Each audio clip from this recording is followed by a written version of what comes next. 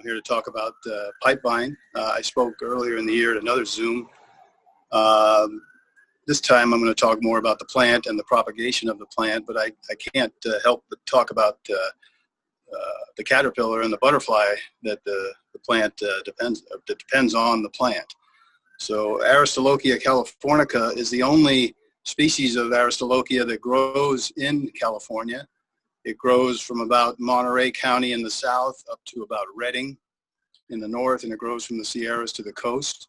It is the only plant that the Pipevine Swallowtail Butterfly uses as its host plant, meaning that they lay their eggs on for the caterpillars to eat.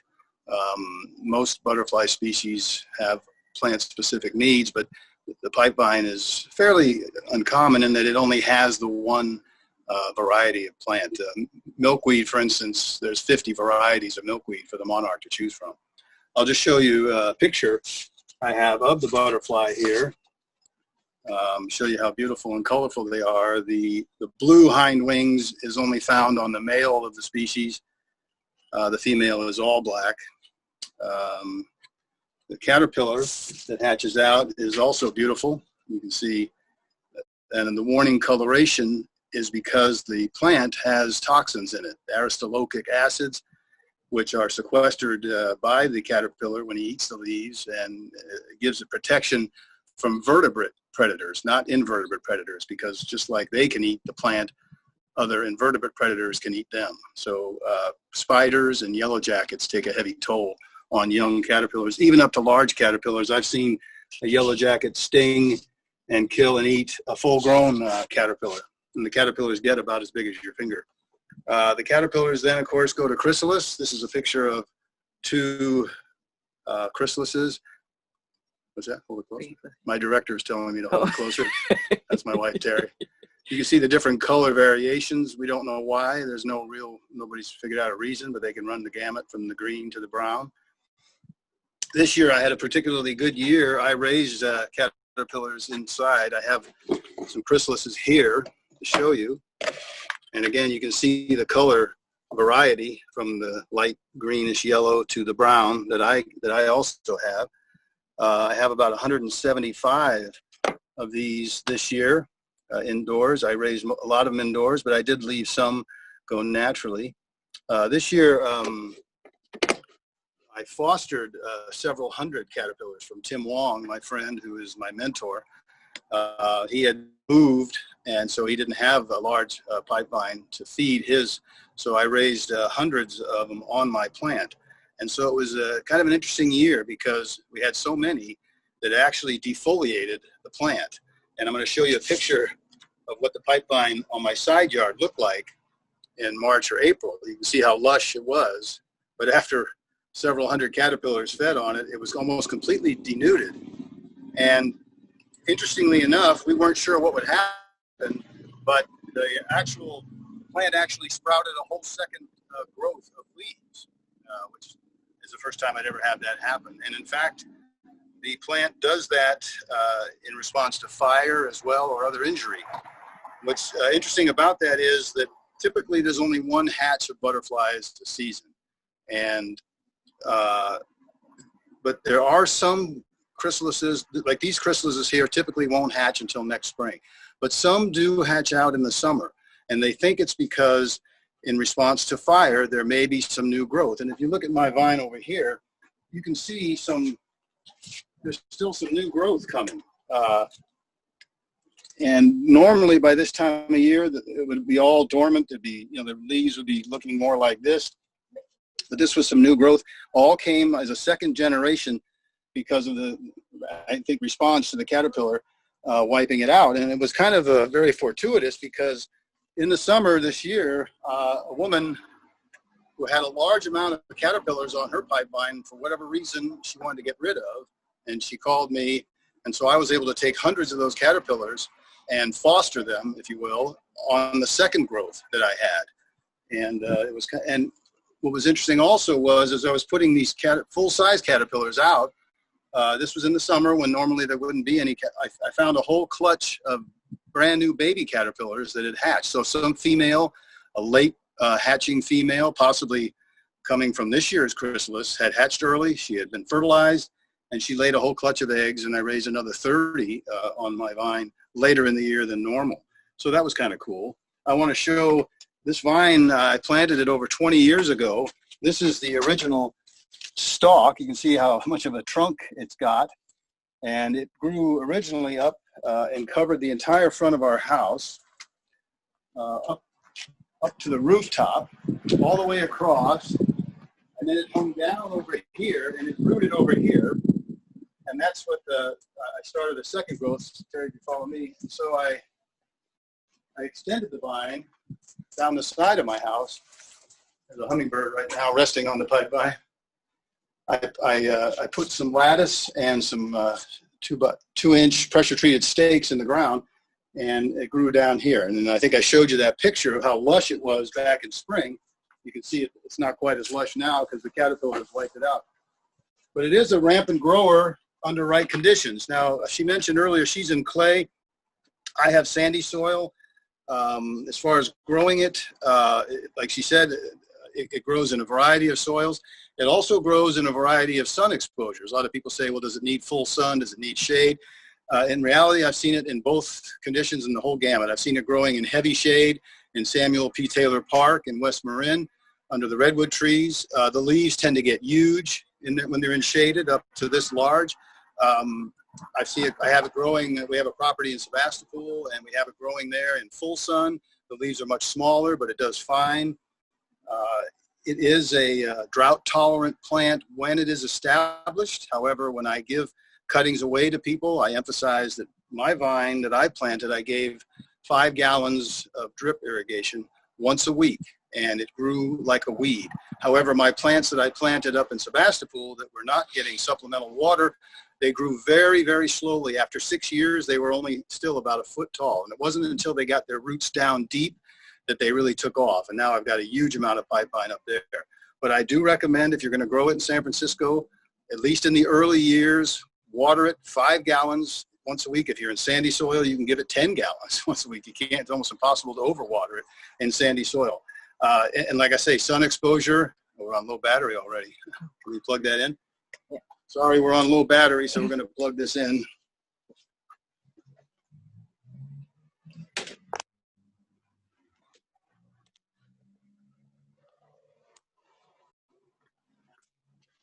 Okay, sorry about that.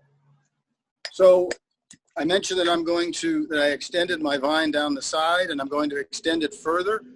And so to do that, you need extra plants. It's a very easy plant to propagate.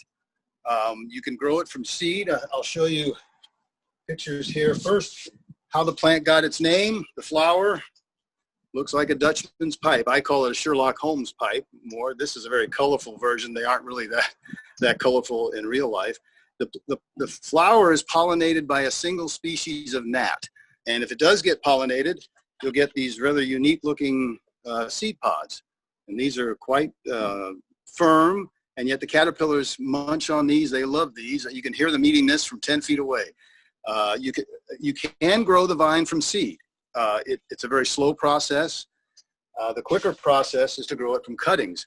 Now, when I first started trying to grow it from cuttings, I did it what I thought was the normal way, to take tip cuttings, dip them in rooting hormone, put them in a pot, and I had very limited success. Tim Wong, my mentor, happened to fall upon a technique he accidentally discovered. He threw some old vine out in a compost pile where they were buried, and when they were buried, they sprouted up like crazy. So that's how I tend to grow it now.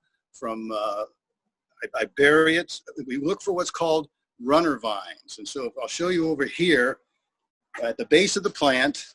The plant throws out what we call runner vines. Get my scissors here.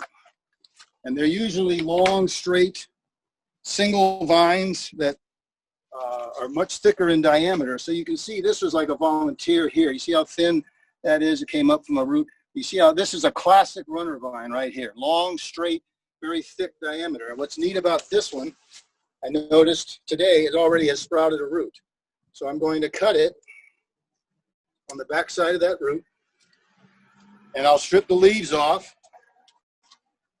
And at the node of every leaf is where rooting generally occurs. And I don't need the full length. And so I've taken the time already to get a normal 1 gallon pot. I put bark chips in the bottom to cover up the weep holes because my sandy soil will wash right out of the weep holes if you don't. If you have clay soil, you probably don't need to do that. And then I fill it up about 2/3. Now I take the runner vine and you simply circle it in the pot. It doesn't always want to go at first. And you just circle it in there. Now this one should have a great chance. As you see, it's already started some rooting. And there is the beginnings. Then I just bury it in soil. Again, just the regular sandy soil that I have. I think one of the mistakes a lot of people make when they're potting plants, they don't leave, they fill the whole pot with soil. When you do that, you don't have room for water. You can see now I leave about 1 inch of soil up from the rim of the pot so that now I can give that a good drink of water. And voila, that's going to be hopefully a sprouted pipevine soon. Now this one here is another example. When I look for the runner vines, the soil is moist. This one here had already rooted. I was going to pull it up and do what you just saw, but there had already been some good roots formed, good 3 inches of roots. So I merely dug it up, was careful of those roots, and potted it up directly. And you can see all the new growth buds that are forming where the leaf nodes were. And there's another one, as I was looking this morning, here's another one that's a no-brainer. As I was looking, you can see this one has already sprouted roots. And there's a little root there and a little root there. So I'll cut back to that.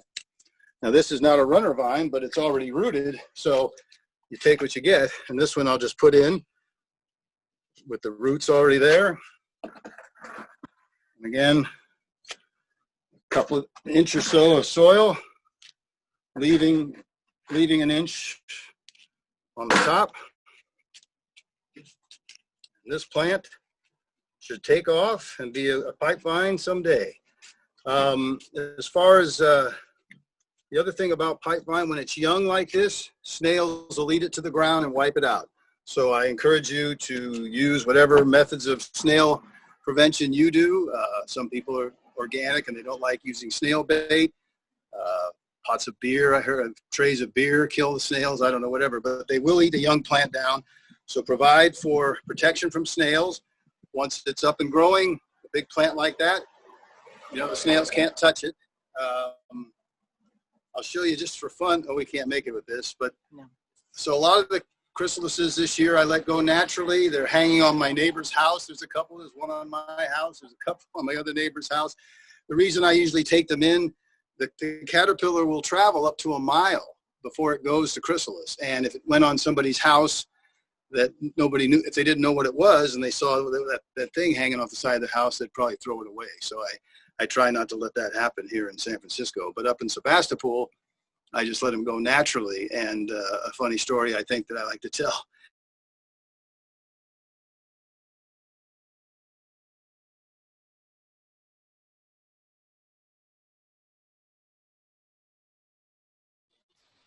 Mike and Terry, you've frozen up, if you can hear us.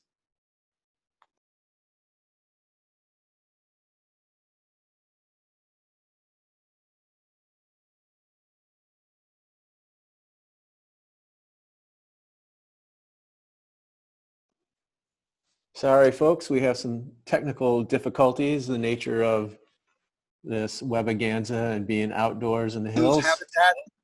What's that? Somebody was talking to me? Your picture froze up and we lost you for about 2 or 3 minutes. Oh. At what point did you lose me? What was I talking about? Do you remember? Yeah, you said, I have an interesting story, and then you froze up. And now we don't have your picture anymore. Oh, okay. And this is when you were telling about do you need my picture? I mean, well, anyway, the story was how up the country, one of my caterpillars up there took off from the vine, traveled down the road, went across the street, up my neighbor's house, somehow got in his house and went to chrysalis on the side of their kitchen cabinet. So it's amazing caterpillar. But it is a single species, butterfly that only has a one host plant. So that's why I encourage people to plant it. I know a lot of you don't have a lot of horizontal space in your gardens. They're already taken up, but you can put them on fences. So I have, do you still not have my picture? We don't. Okay. Well, if you have a fence, if you saw, I use lattice. I use vinyl lattice. What are you doing there? Here we go. Oh, you got me now? We got you. Okay. So I know you don't have a lot of horizontal space maybe in your garden. You're horizontal, right? Your space is horizontal right now, oddly. Okay. Oh, you've been drinking. Down, here I go. I do a little gymnastics. So, but everybody has fences, and if you haven't utilized the verticality of your fences, it's perfect for a vine like a pipevine. And so if you see in the background, I have a vinyl lattice. That's what I used in my side yard.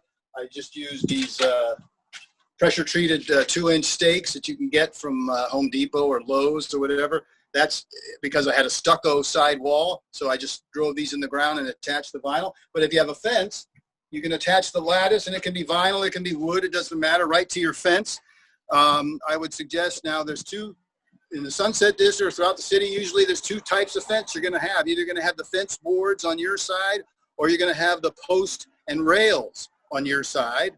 If you have the post and rails, you can go ahead and attach the lattice directly to the rails, because there's going to be a gap behind the lattice before it hits the fence boards, and that gives the vine room to wind its way through the lattice. However, if you have the smooth fence boards, do not attach the lattice directly to the fence, because then the vine won't be able to get behind it. So put some spacers like a redwood 2x4s or pressure treated 2x4s, attach those to your fence first, and then screw or nail the lattice to those spacer boards, and that will give the vine room to grow. Put a nice watering basin around it, and like I say, 5 gallons once a week. Now, don't water it 5 times a week, 1 gallon, because then the water doesn't go down deeply. You want a deep watering, so one time, once a week, 5 gallons, not during the rainy season. You don't have to do it then.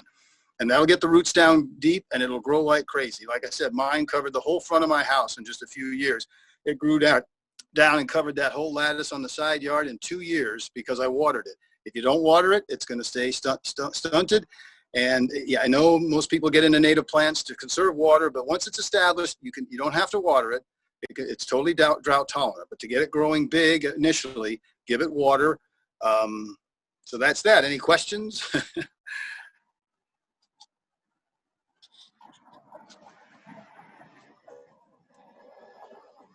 Nope. Is anybody? Can you hear me still? Yeah, we got you. Okay. Well, I don't, that's about it. If you have any questions. There are a lot of questions. Okay. So they're asking, Plant-Based Dave wants to know, will vine attach to cinder block walls? It's not like ivy.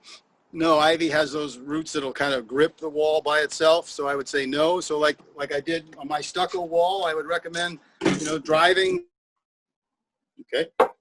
Any other questions? You're back. So could you repeat that? Because okay. you frozen the Okay, so it does not attach to cinder block. It doesn't have roots like ivy does, that'll attach to it. So you have to do what I did, some stakes in the ground and attach lattice to the stakes, and then let the vine grow up that in front of a cinder block wall. And did you get that? Yes. And Lisa wants to know if it will grow and attach amongst other shrubs. I've got it growing up a vine maple. So. Oh, absolutely. Up in Sebastopol, I planted it on a fence line, which is a hog wire fence, but it's gone up through, I have a bottle brush tree. There's a flowering plum. It grows all through it and everywhere. It grows all the way up to the top of the tree, and it doesn't damage the tree. It is a deciduous vine that goes dormant in the winter, and so it doesn't harm other plants. It's not a parasitic type plant. So yeah, it'll attach to other plants and grow vertically, yes. And Molly wants to know if local nurseries have it, and I've seen it at a bunch of nurseries. Yeah, so I originally got mine from the great Bert Wilson down at Las Politas Nursery online, but I believe Sloat Garden now carries it on Sloat out by the zoo. I think Suncrest Nurseries is their grower and wholesaler, and I think Suncrest Nurseries grows it for them. If they don't have it, I think they can order it from Suncrest for you, yes. Wonderful. I give my cuttings away, so I don't know how many. I'm going to have more. Anybody wants them? Some woman from the last Zoom contacted me, and I gave her one, so I'm happy to give it away. Wonderful. Leslie wants to know if pipevine is poisonous to dogs, if you happen to know. Well, I would imagine it is, but I doubt if a dog would eat it. I mean, gophers won't eat it. I think that it's a very bitter tasting, evidently, and I think they might, if they took a bite of it, they wouldn't eat it. So I think it's safe around dogs. ASPCA's got a good list of toxic plants for dogs. So Melissa, to be certain, I would check on that. Yeah. Jean asked if you could repeat how much water that plant requires. Well, again, requires or what it thrives on. It is a riparian plant that grows along the American River, the Russian River, and things like that. So even though it is a native, it loves water. I gave mine 5 gallons once a week during the growing season, and it really took off. Like I say, in sandy soil, you probably could give it 20 gallons and it wouldn't kill it. I mean, it loves the water. Clay soil, you might not want to overwater in clay soil. And Laura wants to... But it is drought tolerant once it's established. Yeah, mine is drought tolerant. A lot of you people are very drought tolerant oriented. And so once it's established, you don't have to water it if you don't want to. Sounds good. Laura wants to know the estimate of average time from the first season of planting to the height of the plant until the swallowtails can find the pipevine. Yeah, well, that really varies. Like I said, I had one plant that 6 years, it only grew this much because I didn't water it supplementally. This plant in 2 years had enough growth on it to provide food for caterpillars. Yeah. So depending on your watering technique and how well it grows, it can grow. It can be a rampant grower, but it also can be a very slow grower. It all depends on, I think, that early watering. Yeah. And we've got a question about the cabbage white butterfly caterpillars. Everybody keep in mind, cabbage white butterfly comes from Europe. Yeah, non-native, invasive species. Its name is cabbage white, and that's what they host on. But they must have adapted to others, because I see a lot of them in the city, and I know that there's not that many people growing cabbage or broccoli or Brussels sprouts in San Francisco. I think they've adapted to wild mustard, I believe, is something they're using now as a host plant. But yeah, it's a non-native species, but still a beautiful butterfly. I don't have anything against it. Unless I was growing cabbage, I probably wouldn't like it. And Kathy Keller would like a cutting of your Aristolochia. So okay, well, I don't know how. Give your email. Oh, my email is terribel@aol.com, and that's spelled TERRIBEL @aol.com. It looks like terrible, but it's not. It's Terri Bell, short for my wife, Terri Belcher. So it's only one L. So yeah, contact me. I should have some up and growing here soon. Wonderful. A lot of them are already spoken for, so I'll have to get busy and make some more cuttings. And Anna wants to let us know that we can buy the Dutchman's pipevine at Sutro Stewards Nurseries. Oh, great. The Botanic Garden. And great. Well, yeah, we used to have an annual sale. Tim Wong, the guy who developed this way of growing it by burying it, he would do like 50, and he would put on a great display where he had the caterpillars, the butterflies, the chrysalises, and like 50 of these plants, and would sell out. I'd help them. Would sell out in like an hour because everybody wanted it, seeing the beautiful butterfly. But of course, with COVID this year, we didn't have our annual sale. Right. So, but next, I think it's usually in June or the end of May they have it, and typically we'll have lots of it for sale there. Yeah, and but come the first day, because it's usually sold out. Wonderful. Yeah. And Laura didn't get the answer she was looking for. Are there any estimates for how long it takes a swallowtail to find a new pipevine? Well, that's a good one, because I waited 17 years for this one to find eggs on my vine here in San Francisco. Now in Sonoma, where we have it in Sebastopol, our place, it only took 7 years. So, but now if you're in San Francisco, the population is starting to get established thanks to the Botanical Garden has a very thriving population there. And in fact, the year after that population was established is the year that I finally got eggs on my vine. I don't live too far. But yeah, it was 17 years I waited. But now, if you're in San Francisco, because of the Botanical Garden, because of people like me, and other people are planting it, it's not going to take as long. But I can't give you a definitive answer as far as when. But it won't be as long as it was when I waited 17 years. Yeah, I've had mine for 15 years and only started seeing holes in the leaves 2 years ago. So it took me 13. Yeah, well, that's about when they really started appearing in San Francisco. Yeah, we're lucky to have you and Golden Gate Park as reservoirs of those caterpillars. Otherwise, we might be. Well, Tim Wong is the man. I mean, I mentioned him as the guy that developed the the cutting, but he also is the one that helped establish the population in the botanical garden. So he deserves all the credit. I'm really minor compared to him. We're a community. We're all doing this together. It's not enough for just one of us to do it. So thank you for sharing this information. Diane wants to know how you care for the chrysalis inside. So the chrysalis, the caterpillars I care inside. The chrysalis, once they go to chrysalis, there is no care.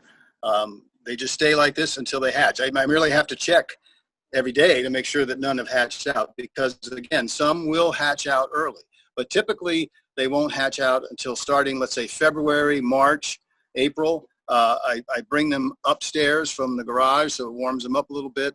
And in years past, when I've gone on vacation, I've had to give all my chrysalises to my neighbor.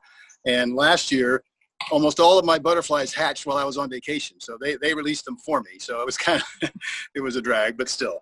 Yeah, so the chrysalis is no care except just checking to see when they hatch. The caterpillars, so again, I raise the caterpillars in this same kind of an arrangement. So if you look at it, I put the leaves on top of this mesh. The caterpillars eat, and they drop. Their droppings are very plentiful, and it falls down below. And so I change the paper towel with their droppings, almost daily.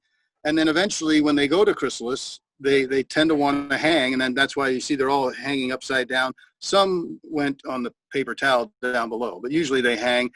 You probably can't see it. They are kind of a unique in the sense that they do attach with the silk at the tail end, but they also have a little silk sling. You see how they can wiggle because they're kind of hanging from a little silk sling. And I believe only the swallowtail butterflies do that. The monarchs only attach at one point. These guys have that little sling, so it's kind of interesting. Yeah, very little care once they're in chrysalis. Wonderful. This is wonderful. Yeah. Mike, thank you so much, Mike and Terri. This is okay. So useful. All right. So good. Well, everybody grow some pipevine, plant it, and let's keep this population growing here in the city. They're so beautiful. Okay. Thank you. Thank you. Bye.